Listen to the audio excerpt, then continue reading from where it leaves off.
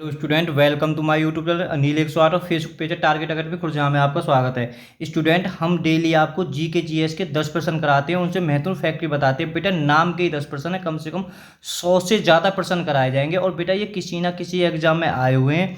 Video 15-16 minute की video होगी। और बेटा ये अच्छे लेवल की सामान्य ज्ञान है, जब आप खुद देखोगे तो आपको खुद पता पड़ जाएगी। फिलहाल बेटा UPSI, Rajasthan SI, MP police, SSC GD, Haryana police, railway group D, UP लेखपाल, बेटा ये 6-7 बड़े एग्जाम आने वाले हैं। तो बेटा इनकी विशेष रूप से तैयारी कराई जा रही है। देखो बेटा, पहला प्रश्न है, अगर आप चाहें तो वीडियो को रोक कर भी कमेंट में आंसर बता सकते हैं आपने क्या ठीक करें 10 में से। बेटा, वे दो देश जहां सार्वजनिक जीवन में महिलाओं की भागीदारी सबसे अधिक है, वे हैं। बहुत बढ़िया। तो बेटा वे कौन से देश हैं? दो देश, तो श्रीलंका और नेपाल। ठीक है, ए इसका ठीक हो जाएगा। और बेटा इन दोनों में भी अगर पूछा जाए सबसे ज़्यादा, तो पहले नंबर पर आपका श्रीलंका है, दूसरे पर नेपाल है। बेहतरीन प्रश्न है। ठीक है, तो अब हम बेटा श्रीलंका और नेपाल के बारे में जान लेते हैं। जितने भी इंपॉर्टेंट फैक्ट बनते हैं बेटा, ये जीके का याद करने का बहुत अच्छा तरीका है। हम डेली आपको भूगोल में से किसी देश या राज्य के बारे में बताते हैं डेली। देखो बेटा, पहले हम नेपाल के सभी इंपॉर्टेंट फैक्ट देख लेते हैं। बेटा जिन जिन्हें मैं पढ़ूँ आप सिर्फ उन पे ज़्यादा ध्यान रखें। ठीक है, बाकी तो बेटा और भी कर सकते हो। देखो राजधानी इसकी काठमांडू, सब बच्चे को पता होना चाहिए। बेटा आपको पता है नेपाल कहाँ है? एशिया में। एशिया के कहाँ पड़ता है? दक्षिण एशिया में। ठीक है, इसकी संसद को कहते हैं राष्ट्रीय पंचायत। कितने एग्जाम में हुई है, तो आपको बिल्कुल रट्टा मार याद होना चाहिए। इसका राष्ट्रीय खेल भी बेटा जबरदस्त है, वॉलीबॉल। इसे हम बेटा या कह सकते हैं डांडी बियो। ठीक है, ये राष्ट्रीय खेल है इसका। इसका जो राष्ट्रीय पशु है नेपाल का गाय, आपको याद होना चाहिए। देखो विश्व की सबसे ऊंची चोटी माउंटेन एवरेस्ट है, आपको बिल्कुल पता होगी।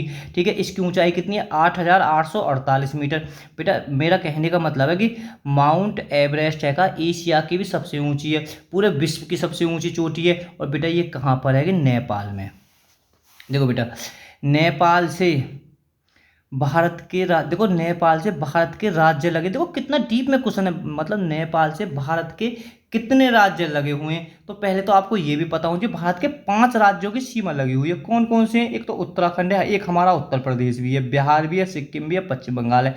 तो बेटा आपको ये राज्य बिल्कुल याद होने चाहिए, यहाँ से फैक्ट बनता है ये। देखो नेपाल से जो भारत की स्थलीय सीमा की जो लंबाई है, मतलब जो सीमा टच करती है, वो कितनी है? 1751 किलोमीटर।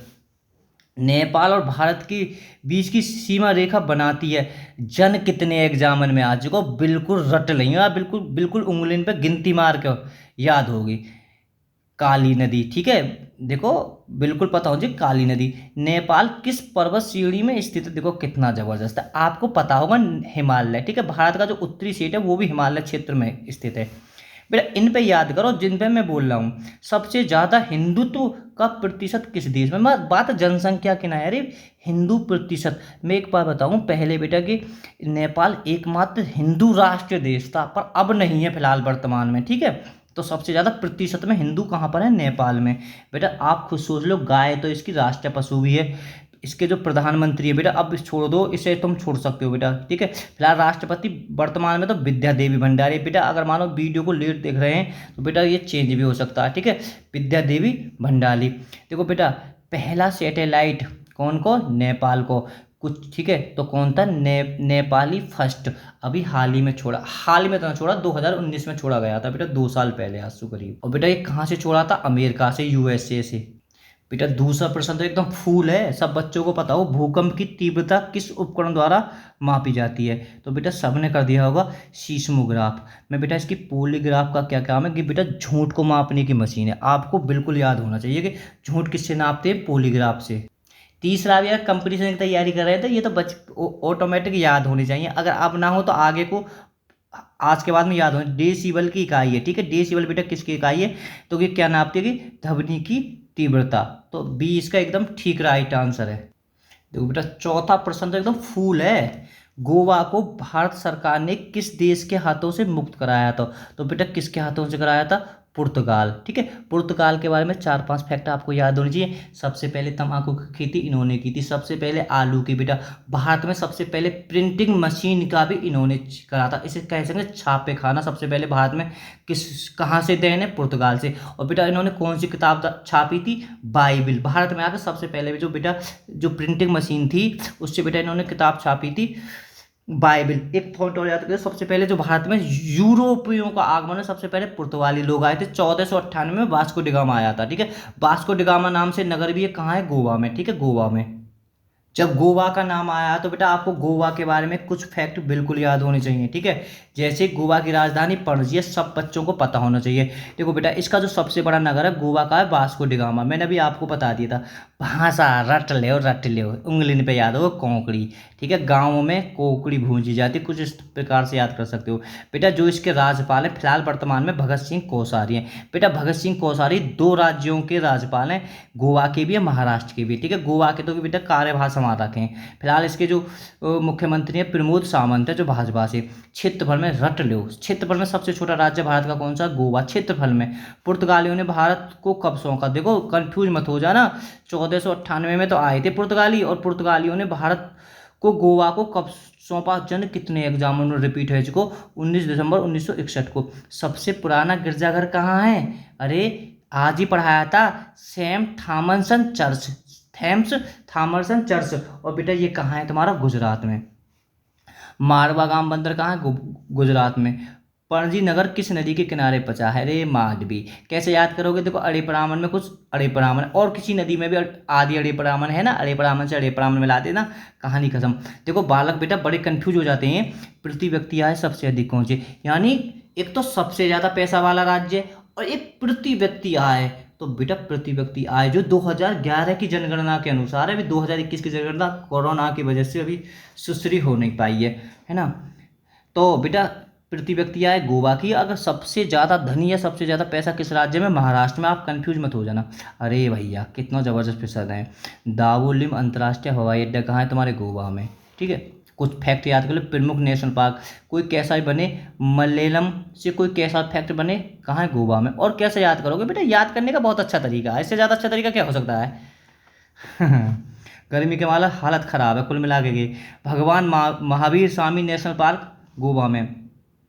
सलीम अली पक्षी विहार, बेटा ये तुम्हारा देखो कंफ्यूज में इस कंफ्यूज मत हो जाना। एक सलीम अली पक्षी विहार कहाँ है, गोवा में। और बेटा गे doctor Salim Ali national park Jammu Kashmir में।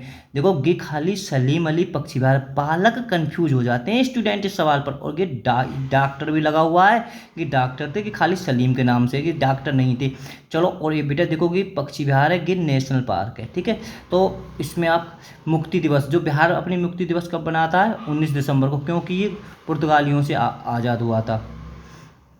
देखो बेटा चलो छोड़ो, इसकी स्थापना 30 मई को हुई थी। भारत का 25वां राज्य कि कब बना था, पहले कि भारत का 25वां राज्य बेटा बना था 30 मई 1900। देखो ये स्थापना दिवस है, वो मुक्ति दिवस है। बालक यहीं तो कंफ्यूज हो जाते हैं। मुक्ति दिवस का मतलब है ये गोवा से मुक्त हुआ था, और स्थापना का दिवस मतलब पहले ये भारत का एक केंद्र शासित प्रदेश बना था। ये दमन द्वीप, इसमें दमन था, द्वीप था, गोवा मिलाकर के ये का भारत सरकार ने ये 3 क्षेत्र मिलाकर भारत का केंद्र शासित प्रदेश दिया।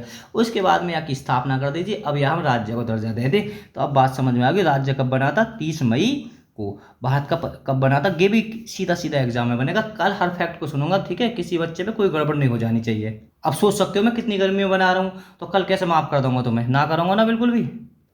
72वां 5वां प्रश्न बेटा, निम्नलिखित में से कौन सा रोग संक्रमण रोग के कारण होता है। ठीक है, संक्रमण रोग के कारण कौन होता है, बी इसका, ये ठीक हो जाएगा, डिप्टीरिया। ठीक है, छठे की ओर देखो, छठा भी बेटा बिल्कुल आसान है। कौन सा विटामिन, देखो कौन सा विटामिन आँख के लिए अच्छा है, या से ज़्यादा ज़बरदस्त फैक्ट क्या हो सकता है, बिल्कुल आसान है, फूल। ठीक है, जो तैयारी कर रहे हैं बच्चे उनको हर प्रश्न को पता होता है। तो बेटा कौन सा हो जाएगा, ए इसका ठीक हो जाएगा। विटामिन ए आँखों के लिए अच्छा होता है। ठीक है, रतौगी रोग होता है बेटा, विटामिन की कमी एक ही कारण होता है। सबसे ज़्यादा प्रचुर मात्रा में बेटा गाजर में सबसे ज़्यादा प्रचुर मात्रा में विटामिन होती है। अगर गाजर में विकल्प नहीं हो तो आप बेटा आम में लगा सकते हो। ठीक है, दूध से सबसे ज़्यादा आम में होता है, आप सोच नहीं सकते हो। देखो कितना ज़बरदस्त फैक्ट है। प्रश्न 7वां, बी आई लेनिन का संबंध किससे है? आय हाय। तो बेटा किससे है? ये है बी आर लेनिन। मैंने कई बार रिवीजन करा दिया। बी आर लेनिन का संबंध किससे है? वर्ष 1947 की रूस की क्रांति से। ठीक है, जब रूस के बारे में आप नहीं बताऊंगा, मैंने पहली वीडियो में खूब बताया था। लेनिन जो बेटा कि रूस की क्रांति के ही एक नेता हैं। ठीक है, जब रूस का नाम आएगा तब और रिवीजन करा देंगे इस प्रश्न का। बेटा देखो 8वां प्रश्न, अमृता शेरगिल किस रूप से प्रसिद्ध हुई? अरे हाय, आपको अब रट लिया क्वेश्चन है। अमृता शेरगिल थी बेटा कि कौन थी? ये एक चित्रकार थी। ठीक है, कौन थी? चित्रकार। बी इसका ठीक हो जाएगा। देखो बेटा प्रश्न 9, आपको खूब पता होगा संसार में माउंट एवरेस्ट पर चढ़ने वाली पहली महिला कौन सी थी? ठीक है, काय की बात कर रहा हूँ मैं? माउंट एवरेस्ट में चढ़ने वाली तो बेटा पहली महिला कौन थी? तो बेटा कंफ्यूज मत हो जाना, तो ये थी जुनके ताइबो। ठीक है, तो बी इसका ठीक आंसर एकदम ठीक हो जाएगा संसार में। ठीक है, अगर भारत की पूछी जाए तो बेटा बछेंद्र पाल है। ठीक है, सबसे पहले चली थी कि जून कोई ताबो, ये बेटा जापान देश की, आप इसे भी याद कर सकते हो तो अच्छी बात है। देखो बेटा 10वां प्रश्न, और ये अंतिम प्रश्न है। देखो बेटा थोड़ा सा गर्मी के मारे बेटा मैं थोड़ा सा जल्दी ही कर रहा हूँ, क्योंकि मैं अगर तुम मुझे देखोगे बिल्कुल कह ना सकोगे, कमीज में से भी पानी निचोड़ दोगे, ये हालत है इस समय। कमीज में से पानी, हाँ बिल्कुल सही बोलो। निम्नलिखित भारत राज्यों में कौन सा लगभग इतना बड़ा है जितना यूरोपीय राष्ट्र ऑस्ट्रिया है? देखो कितना जबरदस्त फैक्ट पूछ लिया। ठीक है, यूरोप मतलब एक यूरोप का देश है ऑस्ट्रिया, इसके बराबर बेटा भारत का कौन सा राज्य है? तो इसके बराबर है पश्चिम बंगाल। बी इसका ठीक हो जाएगा। वीडियो पसंद आए तो लाइक करना।